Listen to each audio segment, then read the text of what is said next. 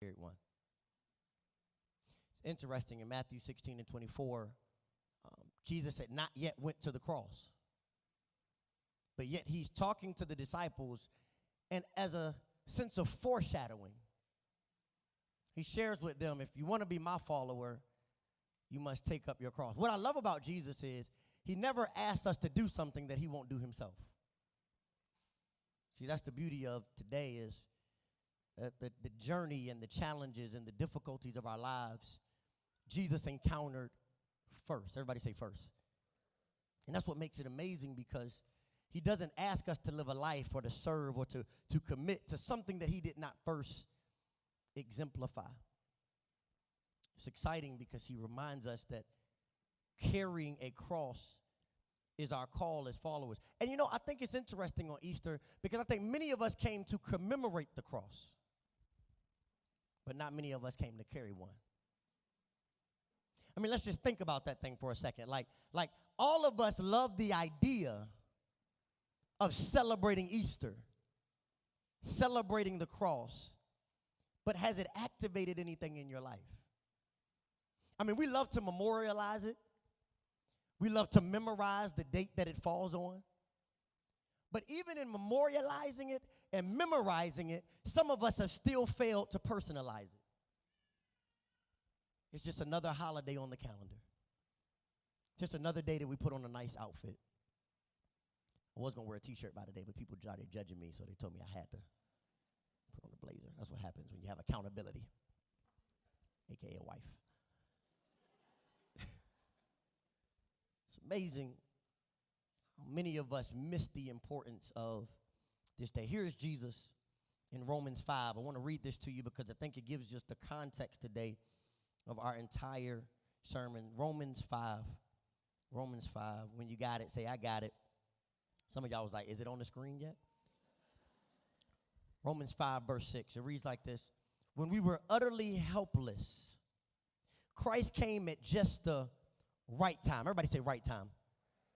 And died for us sinners. Now, most people would not be willing to die for an upright person, though someone might perhaps be willing to die for a person who is especially good. But God showed his great love for us by sending Christ to die while we were still sinners. And since we have been made right in God's sight by the blood of Christ, he will certainly save us from God's condemnation. Watch this. Since our friendship, everybody say friendship, with God was restored by the death of his son while we were still his enemies, we will certainly be saved. So now we can rejoice in our wonderful new relationship with God because the Lord Jesus Christ has made us friends of God. Everybody say friends. There's a song that I love, y'all. We tried to sing it here for offering at one point, but thank you for being a friend. Come on. Boom, boom, boom, boom.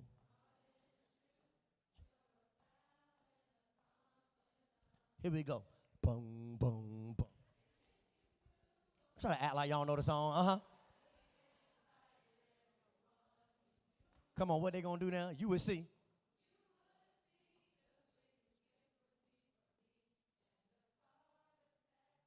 What we gonna say? Here's the part here. Bum, bum, bum, bum, bum, bum. Come on here. Thank you for being a friend.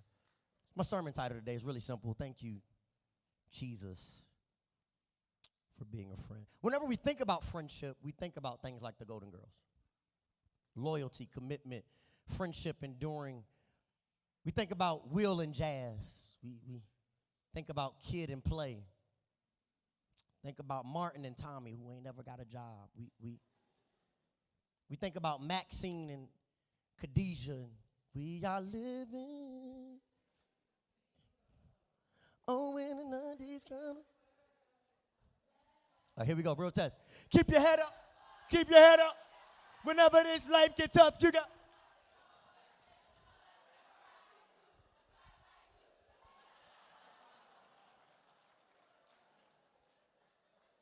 Look at your neighbor and say, friends, friends, friends, friends. Something about friendship that makes us all tingly inside. Some of y'all don't sing that loud during praise and worship. Trying to figure this thing out. Friendship is something, though, that if we be honest, if we look at any of the premier friendships we've seen, whether they've been on television, whether they're make-believe, whether they're personal, friendships are always understood not by the good times, but how you go through test and adversity. You find out how a person really is a friend to you when things are not ideal. You find out how much a friend a person is to you when they have to go through a journey or a process with you, when you don't have any money to pay for their meal, when you need a ride but you don't got no gas money, when you need to stay at their house because you can't pay your bill, when your marriage is falling apart and they still make time to talk to you. When you find out a friend is when things are not always ideal. That's when you find out the true test of friendship. And what I love about Jesus is, watch this, we see a different picture of him. He helps us to understand his friendship to us by taking this journey with the cross. He recognizes that even when we turned our back on him, he said, I'll still walk with you. And even when we didn't appreciate him, I'll still walk with you. And he died for people who didn't even appreciate his friendship, but because he loved us so, he carried it all. Friendship is something not to be taken lightly, and friendship is something that Jesus shows us. I love the fact that we get a different picture because there's a difference between God's children and God's friends. See, some of us, if we really look at it, we've been saying this all our life. We've been saying, I'm a child of God, but then also this passage says I'm a friend of God. Can I help about 5 people today? I think this is where the conversation, the intersection between religion and relationship come. See, religiously, I can obey God as a child of God. But there was something disconnected that Jesus had to restore because I was a child of God, so I obeyed, but my relationship hadn't yet happened yet, so he had to die so I could become a friend of God. He had to take me from religion to relationship. Parents in this room can testify to the fact that your kids will do a lot of stuff that you tell them to do, not because they value you, but because they're afraid of you. Or maybe that was just my parents. I don't know. Do people still beat people? I was scared of beatings. I don't know. I know y'all be scared now. I understand. I remember the many things I obeyed, not because I understood it, not because I liked it, not because it was personal, not because I appreciated them, but just because I was afraid, just because I'm your child and I'm called to obedience. But when Jesus dies on the cross, he takes us from just a position of childhood into a position of being a friend of God. Why is that important? Because God created us, but he still didn't really understand us. I know some of y'all like, this boy done lost his mind. When we look at our journey with Jesus, all through the Old Testament, all through with God, it is a constant struggle of him not understanding his children. You love me one second, you turn on me the next. You worship me one day, you worship me not the next. Back and forth we go. And we start to realize that friendship is important to God. He said, I need to do something to bring them into friendship with me. And so watch what he does. He gives us the opportunity through his sacrifice to become friends with God. Now, this is interesting because I need you to understand friendship produces 3 things. Can I tell you 3 things today, and I'm going to take my seat? The first thing that friendship produces is vulnerability. Everybody say vulnerability. I talked to a friend one time, and he said, this quote that I'll never forget. He said, they should give out Oscars at church, because that's where the most acting is done. Because see, the truth is, many of us came to commemorate the cross, but we don't want you to see that we're carrying some anger. We don't want you to see that we're carrying some lustful thoughts. We don't want you to see that we're carrying some attitude issues. We don't want you to see that we're carrying some integrity issues. We don't want you to see that we're carrying some bitterness. We don't want you to see that we're carrying some crosses of our own. And so what we do is we come to church and we lift our hands and we sing the songs and we dress up real cute and we wave at people, and then we get back in the car and we carry stuff that's too heavy for us. But Jesus said, I came to Calvary so that you don't have to carry it anymore. I carried it with the blood for you. And here we are, not being vulnerable with Jesus. It's very interesting. It's very interesting that Jesus would come and sit in our mess. This is important because you have to understand the reason why we can be vulnerable with Jesus now, the reason why we can be vulnerable with God is because he had to forfeit his divinity to operate in his humanity so he could understand our reality. he had to forfeit a piece of his divinity so that he could live and operate in his humanity so he could understand our reality.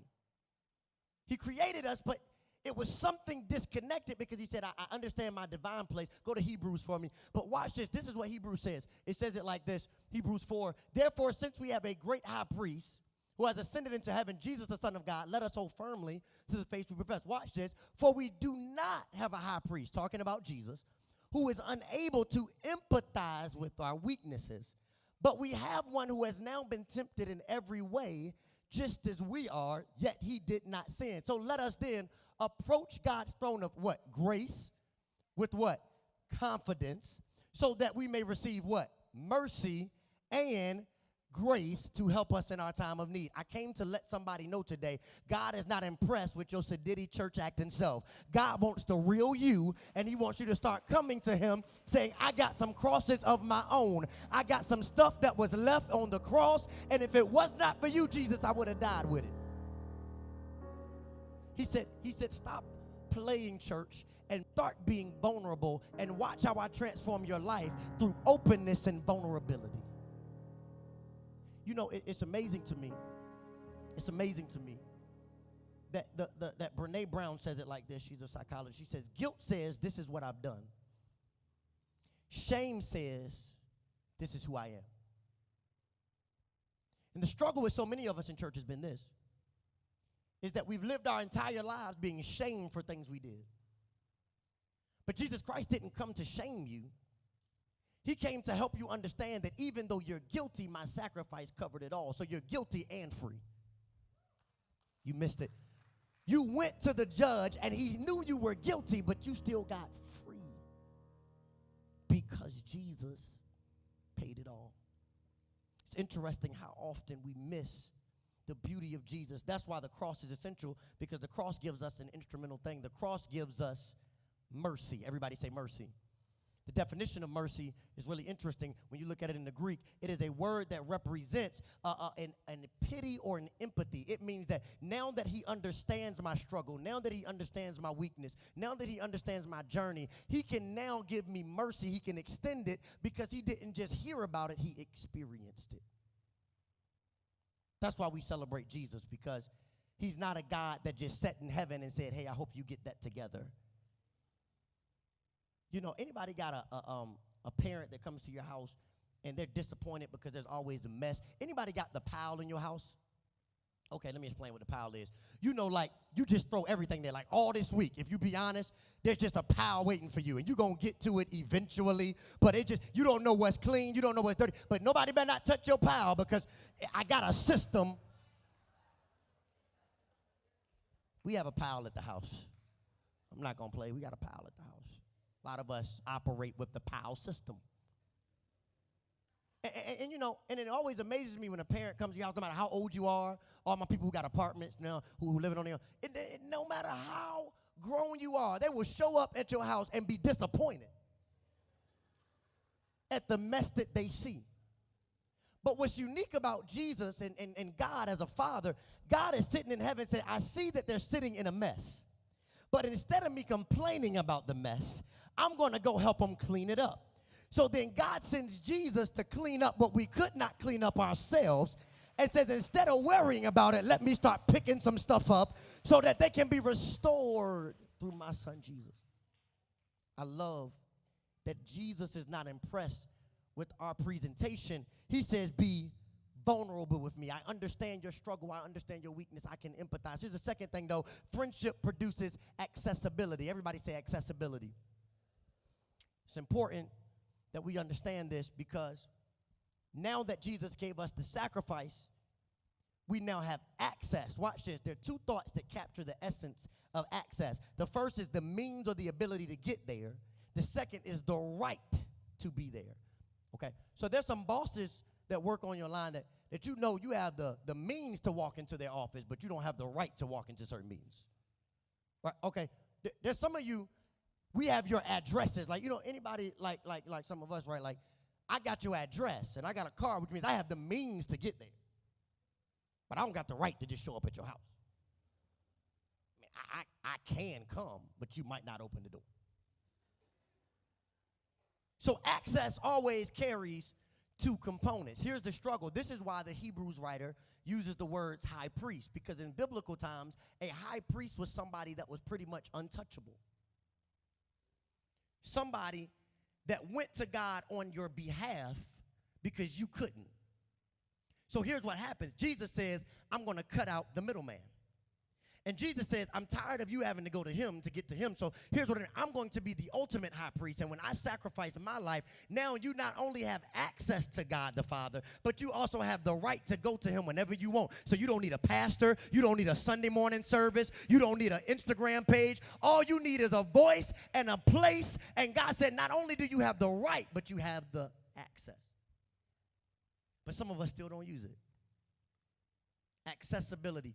And here's why I believe that many of us came to church today celebrating and commemorating Easter, but we didn't personalize it. Watch this, because we've been taught in church that God is not accessible. You know, I have two young children. For those who don't know, we have a lot of first-time visitors.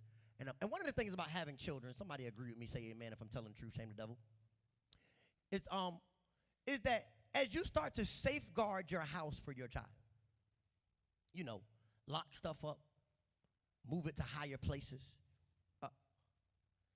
your house essentially becomes inaccessible to you as well. I mean, like seriously, like you go to get stuff and you realize it's taking you 2 extra minutes to get this lock off the cabinet. Am I supposed to pinch it or slide it? Or is it voice operated? I mean, open, I'm hungry, I don't know. You hide stuff in high places, and if you short like me, now you got to find a step stool to get stuff that you hid from your kids.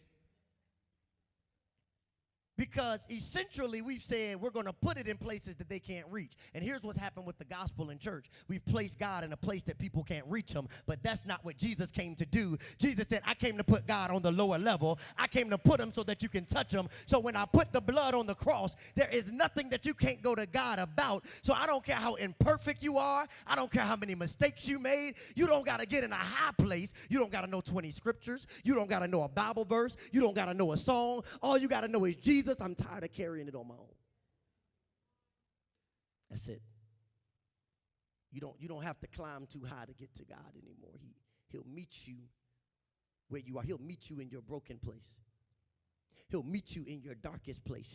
He'll meet you in your weakest place. He'll meet you in the place that you've been the most afraid to share with him because you haven't been vulnerable. He'll meet you in that place that you've hid from everybody else, but God still sees it and he's just waiting on you to give it to him. He'll meet you in places that you thought nobody saw, and he'll say, hey, I'm accessible right here.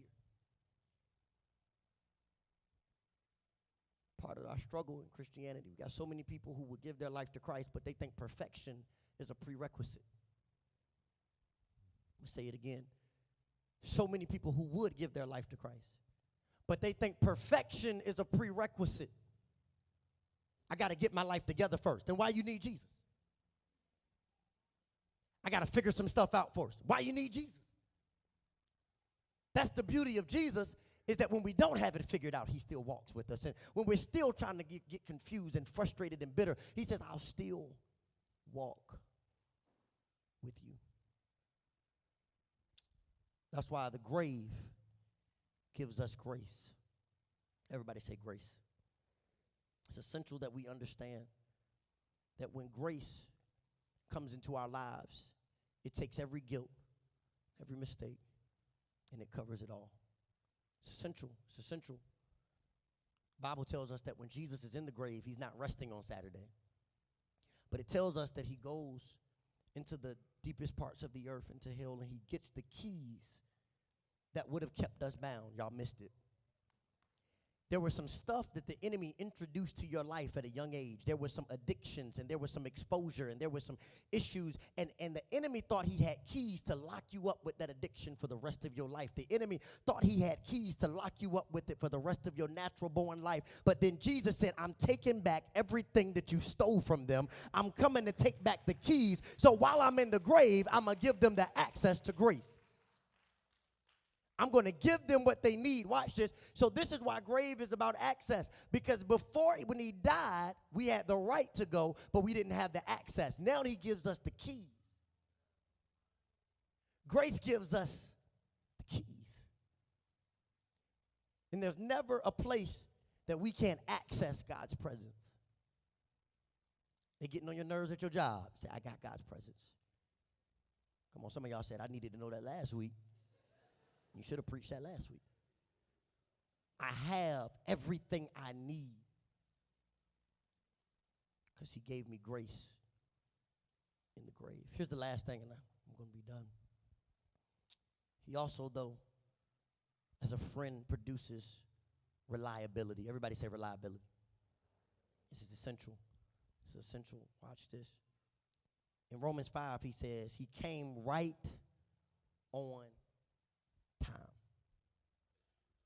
Anybody got a friend who's always going to be there in 5 minutes? How about this one?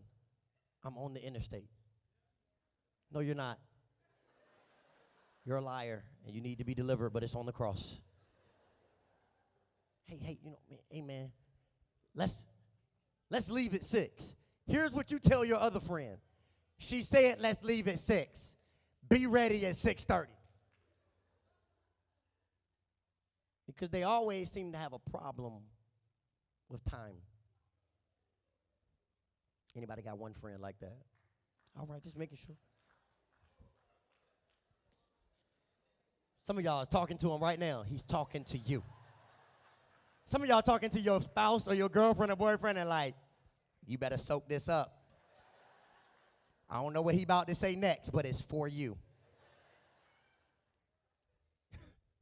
Here it is.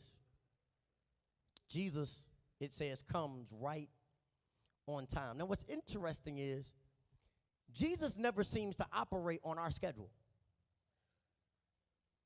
Jesus is actually more like the friends that we just talked about. I mean, if we be honest about it, there's some situations that we've been struggling with for a certain amount of time in our life, and we've been saying Jesus is going to show up, and we've been singing songs, and we've been getting prophecy, and people have been speaking stuff into our life, and we've been coming to church jumping and running, and then we keep going back home to the same stuff. Because Jesus seems to do things on his own time, but Romans 5 says he always comes right on time. Which means a good friend may not come when you want them to, but they're always there just when you need them. Okay. And what's exciting about this is it reminds us that when Jesus comes to sacrifice for our lives, the Bible tells us that on Friday he went to the grave. And then he stayed there all day Saturday. Okay. Somebody might have remembered this in church. But then they were waiting on something to happen, and they wanted it to happen on Friday. They wanted it to happen when he came into Jerusalem. They wanted something to happen on Saturday, and they showed up on Sunday, and he still didn't do it the way they thought he would do it. But Romans tells us he shows up right on time. That tells me this, that when he got up early Sunday morning, that means that he knew something that we didn't. That they needed the mercy from Friday, that they were going to need the grace from Saturday, and that on Sunday when I got up, my resurrection brings hope. Watch this. The resurrection is not a symbol for Jesus. A lot of us think, right, Jesus got up to prove something to everybody else. Like y'all thought y'all had me. But the resurrection was for us. Watch this. Because if Jesus would have died and stayed there, we would have never known that we could have got out of our dead situations. But the fact that Jesus got up, okay, can I preach to somebody today? I came to let you know that everything you think was dead in your life, Jesus said it's on the cross. And when I got up with all power so that it's covered under my blood. Some of y'all been worried and crying about some stuff. Jesus said it's on the cross. Some of you been worried about some things that Jesus said he was going to fix a long time ago. He said it's on the cross. Some of y'all been struggling with anger. He said it's on the cross. Some of you been struggling with lust. He said it's on the cross. And I wish I had about 30 people on Easter Sunday that said, I'm not afraid to be vulnerable. I know that he gave me hope. I know he gave me power. And now, watch it. Now, if you cool with the dead places in your life, that's all right.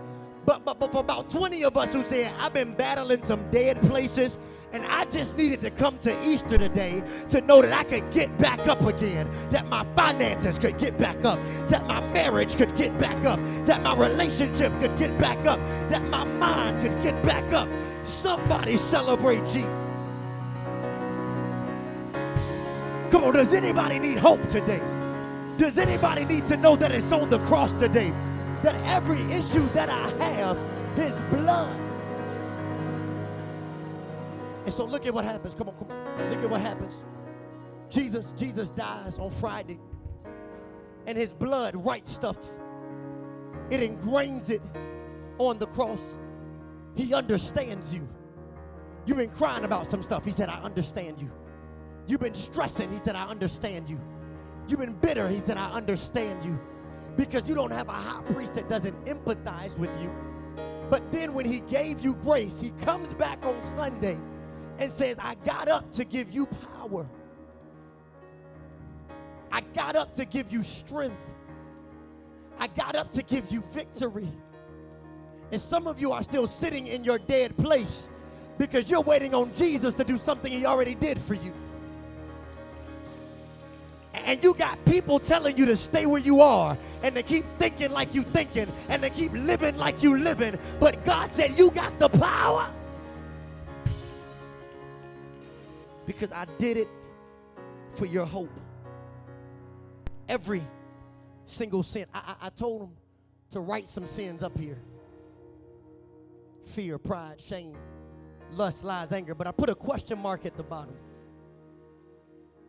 The truth is, some stuff we couldn't even write. Some of you have been dealing with some stuff so long that nobody even knows about it because you become functional with it. You become functional in a dead place. You become functional in a grave. You become functional in alcohol.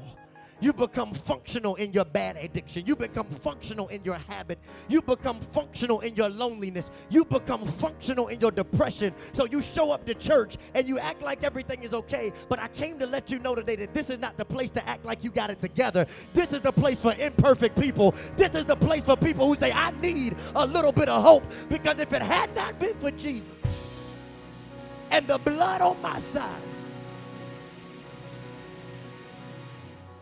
and I wonder today, I wonder how many imperfect people do we have today that are willing to say, I'm tired of putting on my mask. I'm tired of celebrating a cross and commemorating a cross but not taking it and personalizing it. I'm tired of coming to church but not changing. I'm tired of hearing people talk about something that's supposed to belong to me, my freedom and my joy and my peace and my happiness. I'm tired. I came to let you know that the resurrection brings you hope. That when he got up early Sunday morning, he got up so that you don't have to carry stuff that he already carried for you. That the cross, that his humanity, that last example, that last breath of his humanity was so that he could empathize with you. You don't have to feel ashamed. This is not the church to shame you. Because the truth of the matter is, my stuff is on that cross. If you knew my past, if you knew my journey, it's on the cross too.